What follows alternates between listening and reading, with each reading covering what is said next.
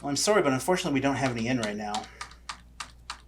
Well, ever since that movie came out, Genesis stuff has been super popular. We can always call you when we get one in. Okay? All right, you're all set. Have a great day.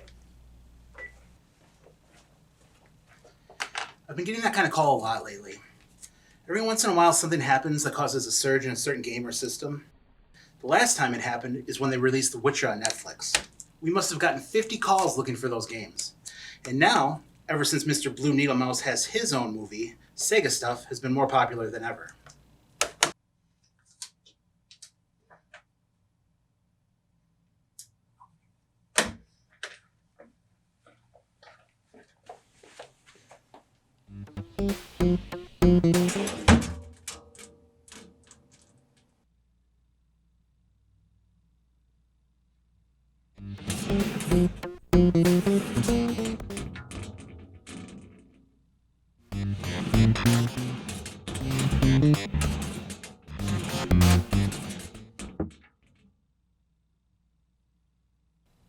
Well, that's weird.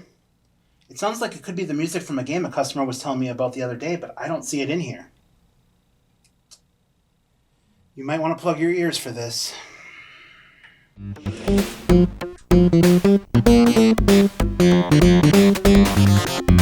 There you are!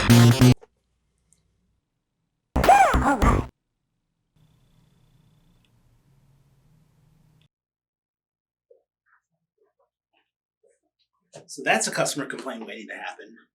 You know, I should really take this game home and play it tonight. I never had a chance to when I was little. The only problem is that my Genesis controller is busted, and the store is sold out thanks to Sonic. I guess ToeJam and Earl will be a problem to worry about later. And besides, if I don't get this store cleaned up tonight, I'm not going anywhere. Let's hit pause and get back to this.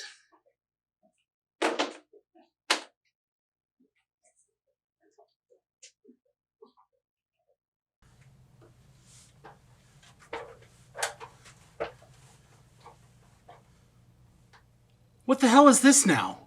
Controller piece here?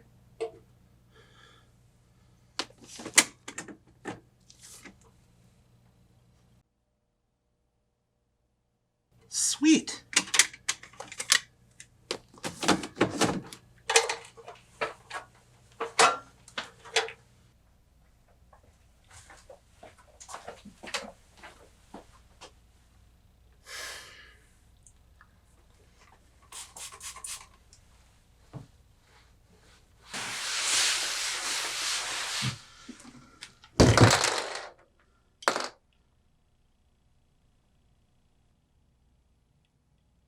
Oh, I get it now.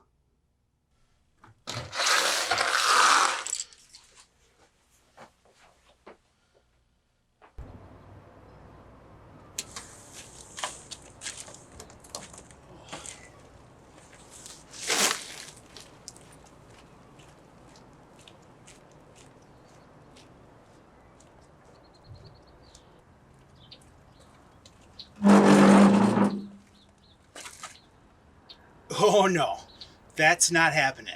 I am not going dumpster diving for controller parts again.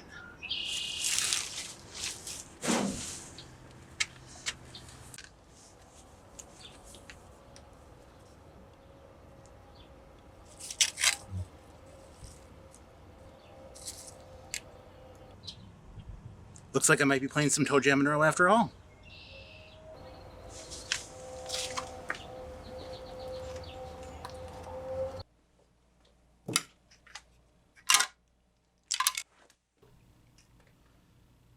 So what's there to say about ToeJam and Earl? Well, for starters, it was released in 1991 and was published by Sega. It's classified as a dungeon crawler and based off a game from 1980 called Rogue, even though you would never guess that by looking at it. And even though it was well received by critics and fans, it suffered from low initial sales. There we go.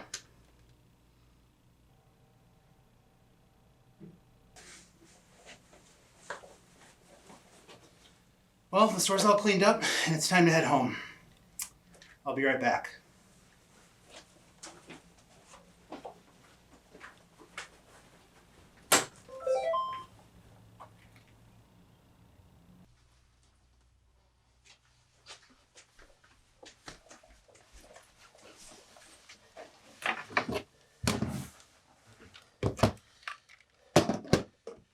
All right. Hopefully this controller holds up. After the title screen, the game jumps to what I guess you can call a cutscene, and gets us caught up with what has happened to our two protagonists, ToeJam and Earl. We learn while out cruising in their rocket, ToeJam allowed Earl to drive. As it turns out, Earl is not very good behind the wheel and drives the ship into an asteroid, which causes it to crash into what ToeJam refers to as the most insane planet in the galaxy, Earth. The crash scrambles pieces of their ship all over Earth, and if they want to leave and return to their home planet of Funkotron, they need to collect all 10 pieces. After watching the intro, we are taken to the menu screen and given a choice between a 2-player game, Just ToeJam, or Just Earl. From there it gives us more options, playing in a random world, playing in a fixed world, or jam out, which is literally just jamming out to music. But all jamming out aside, the random world mode makes this game pretty unique. Being that it's different every time you play it, really keeps it fresh.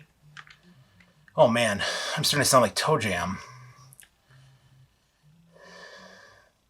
The reason the game has us choose between ToeJam and Earl is that they each have different pros and cons, or I guess I should say pro and con. Since ToeJam is smaller than Earl, he walks faster, while Earl, being bigger than ToeJam, has a larger health bar. While the choice between the two characters seems minute, it's actually bigger than you might think. With the way the game is designed, it plays into the whole speed versus health thing a lot, and actually makes you alter your playstyle depending on which character you picked. After choosing which character you want, the adventure begins and starts you on a small island that is level 1.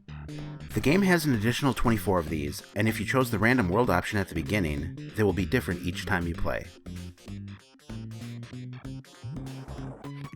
Every level also has an elevator on it that the player must find in order to advance to the next level, which is above the previous level.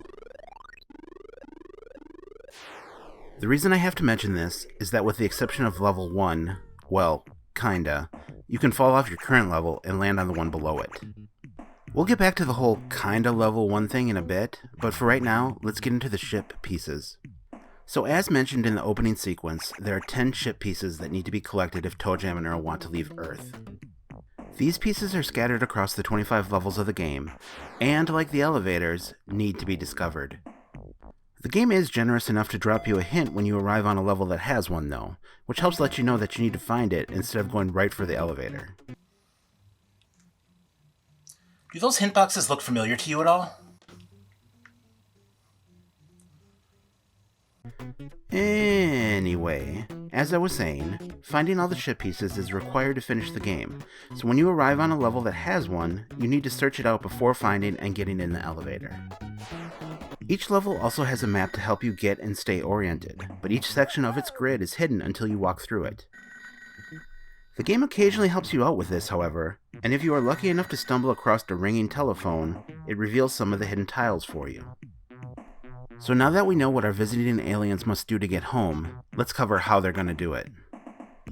Out of the gate, elevator, both ToeJam and Earl can only do two things, walk and sneak. Sneaking is only really used to help keep sleeping enemies from waking up while trying to get past them, which doesn't happen very often. But luckily the game offers the player help with this limited moveset in the form of presents.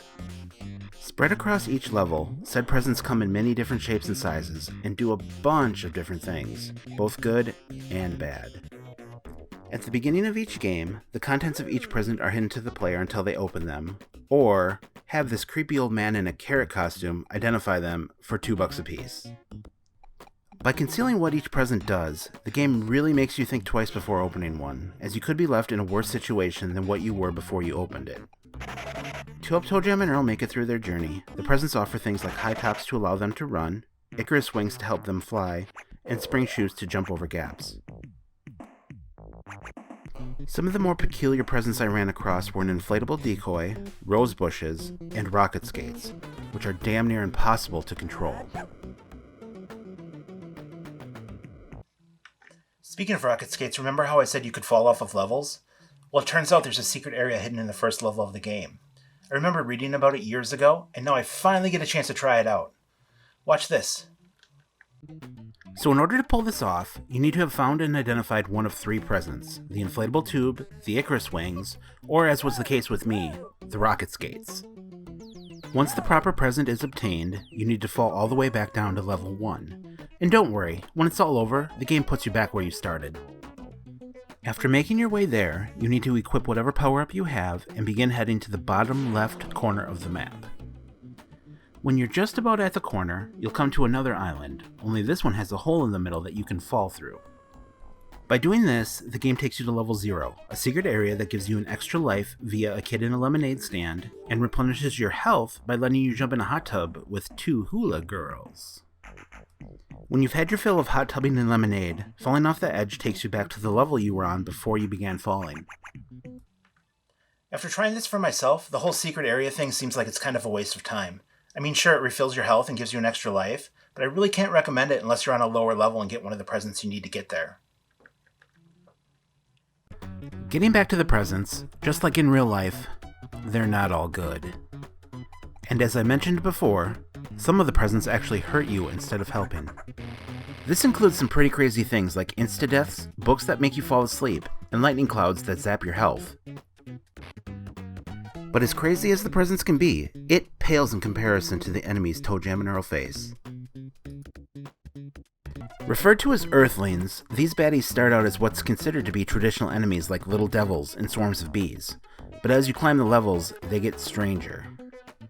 Some highlights of what I'm talking about would be a giant hamster in a ball, a woman in a shopping cart that yells at her child, chickens that launch tomatoes at you, and a nerd herd, which I kinda took offense to. There are also some enemies that can't hurt you, but still make your life a living hell. The first one that comes to mind would be the hula girl, who forces the player to dance if they come within a certain proximity of her. While dancing, you cannot move, which exposes you to other nearby enemies. Another good example of an enemy that doesn't directly hurt you would be Cupid, whose arrows cause the controls to become reversed. With the bad guys covered, let's take a look at the health items in ToeJam and Earl, which come in the form of food spread out over the levels. Just like the presents, they can both help and hurt you, which means you need to look and think before walking over something and picking it up. Health items can be found inside presents too, like this root beer for instance, that makes you burp after you drink it. Something else that affects your health in the game is what experience level you are, and is something we should cover quickly. ToeJam and Earl has an XP system in place that awards the players points for opening presents and revealing sections of the map. Once enough points have been accumulated, your character levels up, receives a slightly larger health bar, and gets one of 9 new titles. You start the game off with the title of Wiener. Just thought that was worth mentioning. Was that actually a thing back in the 90s, calling someone a wiener? I can honestly say I've never done it and think it sounds weird. You know Ben from across the street? Turns out the reason he thinks Super Nintendo rules is because it's not Sega. That kid is such a wiener. See? Just doesn't work. Well, that just about explains the basics of ToeJam and Earl. And on any given playthrough of the game, the player finds themselves trying to make it all the way to level 25, while collecting ship pieces along the way, avoiding Earthlings, and picking up food to fill their health bar. In the event they manage to do all these things, ToeJam and or Earl will complete their ship and return home to Funkotron. Once back on Funkotron, they are given a hero's welcome before making their way back home to be reunited with their parents, which ends the adventure.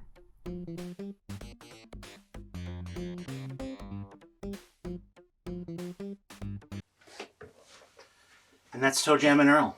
For a game that's almost 30 years old, it's held up incredibly well. It only took me a couple hours to finish, but given that it generates a random world each time you play, the replay value is pretty high. The best part about ToeJam and Earl, though, has to be its ruse. It does such a wonderful job of disguising itself with alien protagonists, a unique soundtrack, and zany enemies all wrapped up in a colorful world, that the player completely forgets they're playing a dungeon crawler. In fact, I'd even go so far as to say that if the game was built in a more traditional sense, with knights in shining armor, dark dungeons, and fire-breathing dragons, it would not have been nearly as well received. I definitely recommend giving ToeJam and Earl a try if you're looking for something different to play. But now if you'll excuse me, it's time to call it for the night. Thanks for hanging out with me today. Take care, and be excellent to each other.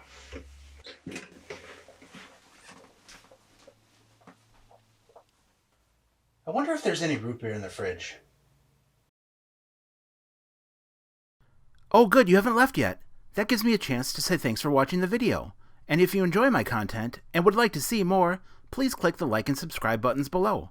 And don't forget to click that notification bell too, so you won't miss any of my videos. See you next time!